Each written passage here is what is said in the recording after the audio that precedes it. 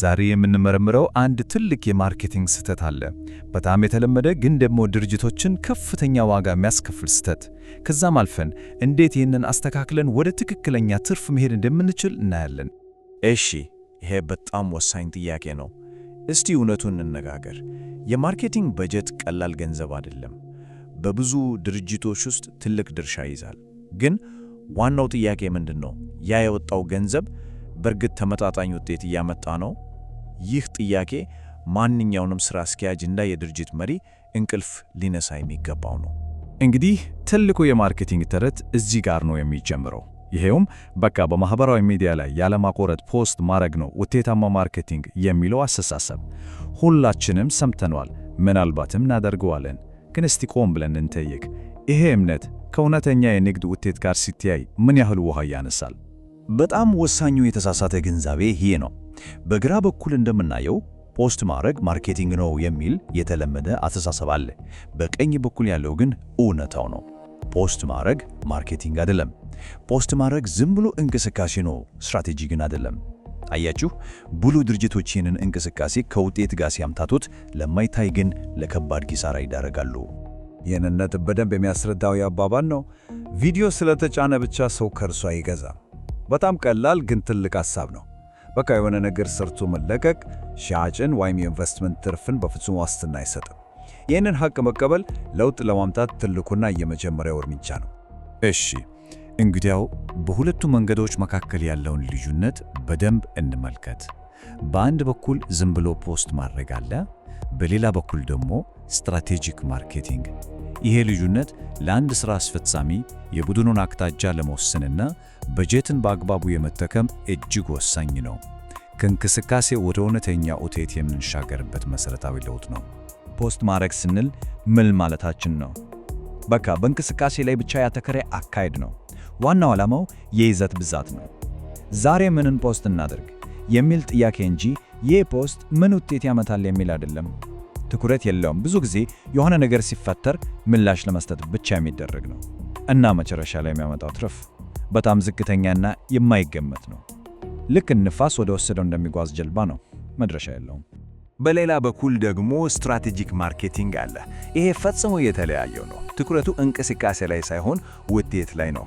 ግቡ አንድና አንድ ነው፣ ገቢ ማመንጨት። እንዴት? በደንበኛ ስነ ልቦና ላይ መሰረት አለ። ታሪክን እንደ ዋና መሳሪያ ይጠቀማል እና ከሁሉም በላይ የሚያመጣው የኢንቨስትመንት ትርፍ ከፍተኛና ሊለካ የሚችል ነው። ይሄን ነው እንግዲህ ለአንድ ሥራ አስኪያጅ ወሳኙ ነገር፣ ሊለካ የሚችል ስኬት። እሺ፣ ችግሩን አየን፣ ልዩነቱንም ተረዳን። አሁን ደግሞ ወደ መፍትሄው እንምጣ። ትኩረትን ወደ እውነተኛ ገቢ ለመቀየር የሚያስችል የተዋቀረ ቀመር አለ። ይሄ ዝም ብሎ በአጋጣሚ የሚሆን ነገር ሳይሆን ሊደገም የሚችል የተረጋገጠ ሂደት ነው። ሂደቱ 3 ቀላል ግን ኃይለኛ ደረጃዎች አሉት። አንደኛ፣ ትኩረትን መያዝ። በቃ ሰው ስክሮል ሲያደርግ በ3 ሰከንድ ውስጥ ማቆም መቻል ነው። ሁለተኛ ደረጃ፣ ግንኙነት መገንባት። ይሄ የሚሆነው በምክንያታዊ ክርክር ሳይሆን በስሜት በሚነካ ድራማዊ በሆነ ታሪክ ነው። የሰውን ስነ ልቦና መንካት ማለት ነው። እና ሶስተኛ፣ ያ የተፈጠረውን ስሜታዊ ግንኙነት ወደ ሽያጭ መቀየር። በጣም ቀጥተኛ ነው። እና የዚህ ሁሉ ቀመር አንቀሳቃሽ ሞተር ምን ይመስላችኋል? ታሪክ መተረክ ነው። አዎ፣ ታሪክ መተረክ። ይህን እንደ ለስላሳ ክህሎት ማየት ትልቅ ስህተት ነው። አይደለም። ታሪክ መተረክ መላውን የሽያጭ ሂደት የሚያንቀሳቅስ ዋነኛው ስልት ነው። እሺ፣ ንደፈ ሐሳቡ ያምራል፣ ግን ውጤቱስ? እስቲ አሁን ወደ ዋናው ጉዳይ እንምጣ። ለአንድ ሥራ አስፈጻሚ ከምንም በላይ አስፈላጊ ወደ ሆነው ነገር፣ ይኸውም ተጨባጭ ማረጋገጫው፣ ይሄ በታሪክ ላይ የተመሠረተ ስትራቴጂ ከእይታ አልፎ ወደ እውነተኛ ገቢ እንዴት እንደሚቀየር እንመልከት። ይህንን መርህ በደንብ መረዳት አለብን። ትኩረት ግብዓት ነው፣ ልክ እንደ ጥሬ ዕቃ ማለት ነው። ገቢ ግን ውጤት ነው፣ የመጨረሻው ምርት። ብዙ ጊዜ ትኩረት በማግኘት ላይ ብቻ እናተኩርና ዋናውን ግብ እንስታለን። ትኩረት ማግኘት ጥሩ ነው፣ ግን በራሱ ግብ አይደለም። ዋናው ግብ ገቢ ነው። 1 ሚሊዮን እይታዎች፣ ዋው! ቁጥሩ በራሱ በጣም አስደናቂ ነው። ማንኛውም የማርኬቲንግ ቡድን ይሄንን ሲያይ ይደሰታል። ግን ጥያቄው ይሄ ነው፣ ይሄ ቁጥር ብቻውን ሙሉውን ታሪክ ይነግረናል? ይሄ ቁጥር ለድርጅቱ ገቢ ምን ማለት ነው? እዚህ ጋር ልዩነቱ በደንብ ይታያል። እይታዎች ምን ያመጣሉ? የምርት ስም ግንዛቤ። ይህ መጥፎ አይደለም፣ ግን የድርጅቱን የገቢ እድገት በቀጥታ የሚያመጣው ምንድን ነው? ሽያጭ ነው። ስለዚህ ትኩረታችን ቅድሚያ የምንሰጠው ነገር ሁለተኛው ላይ መሆን አለበት። እና ትክክለኛውን ስትራቴጂ ስንጠቀም የምናገኘው ውጤት ይህንን ይመስላል። በግራ በኩል የምናየው የማስታወቂያ ወጪ ነው። በቀኝ በኩል ያለው ደግሞ ከዛ ወጪ የተገኘው ገቢ ነው። ልዩነቱ ግልጽ ነው።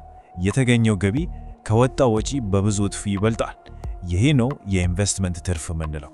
እውነተኛ ስኬት መለካው በዚህ ነው። እንግዲህ ይሄ ሁሉ ነገር ምን ማለት ነው? ለመሪዎችና ለገበያ ባለሙያዎች አዲስ አቅጣጫ ይሰጣል። የቡድንን አካሄድ እንደገና ለመገምገም ጊዜው አሁን ነው ማለት ነው። እስቲ እነዚህን ግንዛቤዎች ወደ ተግባር እንዴት መቀየር እንደሚቻል እናም ልናጤነው የሚገባው ወሳኝ ሐሳብ ይሄን ነው። ችግሩ ቢዝነሱ አይደለም፣ አቀራረቡ ነው። በጣም ኃይለኛ አባባል ነው። ብዙ ጊዜ ሻጭ ሲቀንስ ችግሩን ከምርቱ ወይም ከአገልግሎቱ ላይ እንደሆነ እናስባለን። ግን ብዙ ጊዜ ሁለተኛው ችግር ያለው የማርኬቲንግ አቀራረባችን ላይ ነው። እንግዲያው ተግባራዊ እርምጃዎቹ ምንድን ናቸው? እነሆ 4 ስትራቴጂካዊ ግዴታዎች። አንደኛ፣ በቃ ማስታወቂያ መስራት ይቁም። በምትኩ የሚሸጡ ታሪኮችን መፍጠር ላይ እናተኩር። ሁለተኛ፣ የቡድኑን ትኩረት ከእንቅስቃሴ መለኪያ ለምሳሌ ከፖስት ብዛት ወደ ውጤት መለኪያ ወደ ሽያጭ እና ገቢ እንቀይር። ሶስተኛ፣ ስኬትን የምንለካው በእይታ ብዛት ሳይሆን በተገኘው ገቢ ይሁን። እና አራተኛ፣ ቡድኑ እንደ ስነ ልቦና ባለሙያ እና እንደ ታሪክ ተራኪ እንዲያስብ እናበረታታው። ስለዚህ ይህንን ገለጻ የምንዘጋው በዚህ ወሳኝ ጥያቄ ነው። እያንዳንዱ ድርጅት ውስጥ ያለው ቡድን አሁን ላይ ማስታወቂያዎችን እየፈጠረ ነው ወይስ በእርግጥ የሚሸጡ ከደንበኛ ጋር በስሜት የሚገናኙ ታሪኮችን እየጻፈ ነው? መልሱ በሁለቱ መካከል ያለው ልዩነት የውጤቱንም ልዩነት ይወስናል።